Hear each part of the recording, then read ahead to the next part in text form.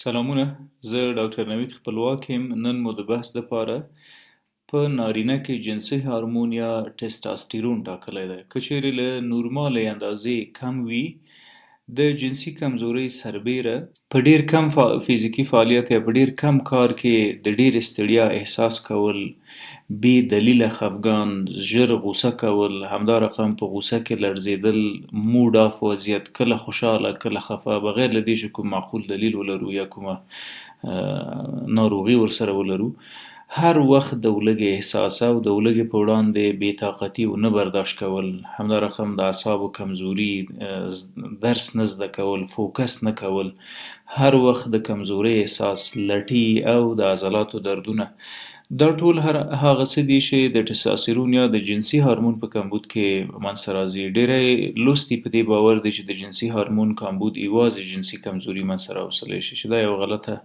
ارزیابي ده. جنسي هارمون په نارینه‌وو کې د ټسټیکل یا د خصیتینو په واسطه یا د هګیو په واسطه او د پروستات د غدې په واسطه تولیدیږي. که څه هم ټسټاسټیرون ته د مردانه هارمون اطلاق کیږي، ولی په ښځمنو کې هم موجود ده. په ښځمنو کې د اووریز یا د تخمو په واسطه یا د ارګانونو په واسطه تولیدیږي اووریز، ولی په نارینه‌وو کې مقدار 7 برابره کم ده. یعنی وبخښئ، په نارینه‌وو کې مقدار 7 برابره د ښځمنو نه زیات ده. یو نارینه تقریبا 8 برابره او له هغې زیات ټسټاسټیرون له ښځمنو نه لري. په ښځمنو کې د اووریز یا د دغو تخمو په واسطه تولیدیږي. په نارینه‌وو کې د خصیتین یا د هګیو په واسطه تولیدیږي. اساسي وظایف یې زموږ په وجود کې څه دي؟ د نارینه د جنسي ارګانونو یا د سکس د ارګانونو د ډیولپمنټ یا د ارتقا او د ودې سبب ګرځي، چې په هغه کې ټسټیکلز موجود دي، په هغه کې د پروستات غده موجوده ده، پروستیت ګلند، په هغه کې سیمینل ویزایکل وړې نورې غدې دي چې د ایجاکولیشن یا د انزال په وخت کې سپین ترشحات یو ځای کوي د سپرمو سره. ورسره د هډوکو او د عضلاتو جوړښتونه د ټسټاسټیرون د وجې کېږي. ډیری وخت به مو اورېدلي وي چې د زیبایي اندام کوونکي یا جیم ته چې څوک ورځي ټسټاسټیرون نه استفاده کوي، هغه چې مسابقې لري په خپلو عضلاتو کې د ټسټاسټیرون انجکشن کوي. معنا دا چې دا ټسټاسټیرون د عضلاتو د قوت، د سټرینث او د هغې د حجم او د غټوالي سبب ګرځي. ټسټاسټیرون همدا موضوع که وګورو په نارینه‌وو او په ښځمنو کې، د نارینه‌وو جسامت غټ ده نسبت د ښځمنو، ځکه چې ټسټاسټیرون زیات لري. همدارقم یې هډوکي قوي دي نسبت د ښځمنو، او دا د ټسټاسټیرون له برکته. د هډوکو په ساخت و ساز کې آسټیوجنسس کې مهمه رول لري. د ښځو کرکټر که وګورو، یو عجیبه او ښځو ته محدود کرکټر موجود ده.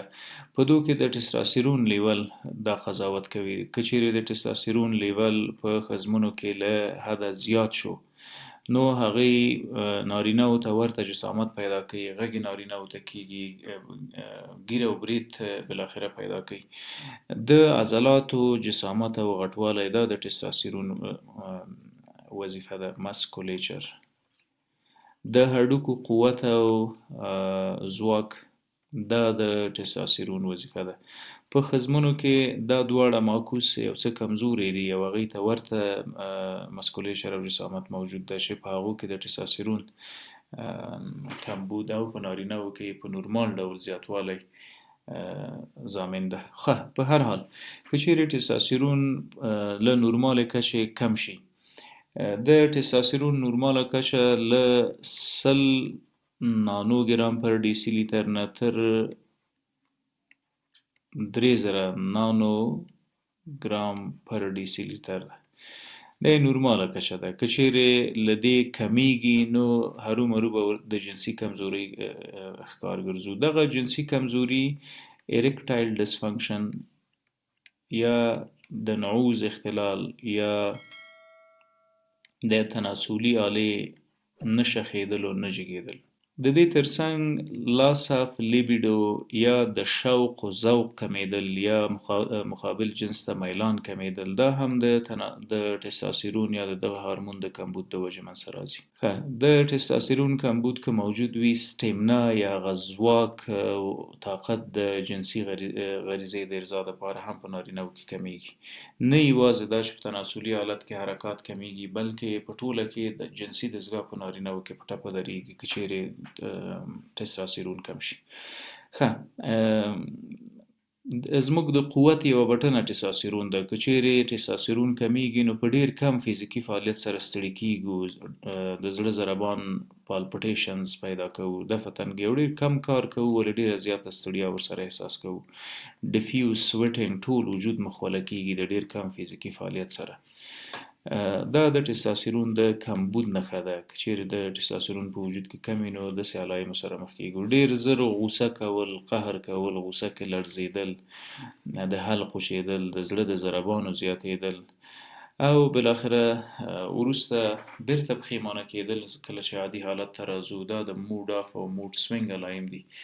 که چیرې ټستوستيرون په وجود کې کم وي په طبیعي لارو چارو یې څنګه زیاتولی شو، دغه مهم موضوعات دي. یو څه چې دا باید ستاسو یاداشت ته در ورسوم. له ټولو مهمه د ټستوستيرون د زیاتوالي لپاره باید موږ هغه علت پیدا کړو. ډیری وخت ډایټ یا خواړه د دې علت ګرځي چې موږ د ټستوستيرون په وجود کې کم ولرو. هغه خواړه چې ډیر کاربس یا خواږه لري، ارټیفیشل سویټس، دا چاکلیټونه او په اور او په حرارت پخ شوي هغه خواږه چې موږ په ورځني ژوند کې خورو دا د ټستوستيرون د کمبود سبب ګرځي. له دې باید ډډه وکړو. ځینې پروټینونه موجود دي لکه فش پروټینز یا په د ماهي په غوښه کې چې کوم پروټینونه دي دا د ټستوستيرون د زیاتوالي سبب ګرځي. نو بهتره ده چې په خپل غذایي توکو کې د هر څه د ځان سره ولرو. همدارقم اومیګا 3 فټي اسیډز، اومیګا 3 فټي اسیډز چې دا د ماهي غوړي دي او د ماهي په وجود او په غوښه کې پیدا کیږي. نو دا بهتره ده چې لکه د پروټینو په برخه کې چې ماهي مهم هم ده. همدارقم ځینې مهم شحمیات دي چې ټستوستيرون زیاتوي. دغه ټستوستيرون دغه اومیګا 3 فټي اسید نه تنها د ټستوستيرون د زیاتوالي سبب ګرځي بلکې د ایچ ډي ال های ډنسټي لایپوپروټین د زیاتوالي سبب هم ګرځي او دا د زړه د صحت لپاره ډیر مهمه ده. په ډایټ کې هغه خواړه چې سپایسي او فاست فودز دي، بازاري خواړه، له دونه باید ډډه وکړو ځکه دا ټول په وجود کې د انفیکشنز، د التهاباتو، د عفونتونو سبب ګرځي. دغه عفونتونه او التهابات مستقیما د کارټیزول یا د سټرس هورمون زیاتوي. کله چې د سټرس هورمون زیات شو نو د ټستوستيرون لیول راغورځيږي، د ټستوستيرون د بلاکیج سبب ګرځي.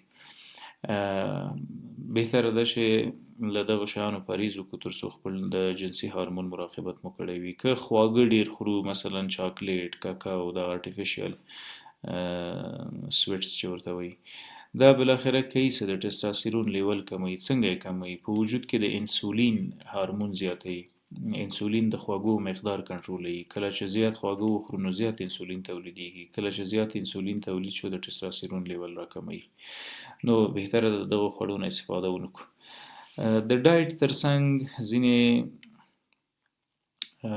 سپلمنټس موجود دي، مثلا زنک سپلمنټس. زنک بیشتر د ټابلیټ او کپسول په شکل کې پیدا کیږي. همدارقم د ال ارجنین په نامه امینو اسید، د پروټین د ارجنین چې دا هم د کپسول او ټابلیټ په شکل پیدا کیږي. دوی ډیر مهمه دي چې د ټستوستيرون لیول په لوړ کړو. همدارقم نچرل ټستوستيرون بوسترز هم همدا دي. ورسره هغه څه چې موږ کولای شو د اکسرسایز یا د ورزش کول دي. که په ورځني ژوند کې ورځنیو ناندریو کې حد اقل موږ 20 منټه ورزش وکړو. دا ورزش که سمپل رننګ وي یا منډه وهل وي نو په حقیقت کې د سټرس هورمون د کموالي سبب ګرځي. کارټیزول کمیږي.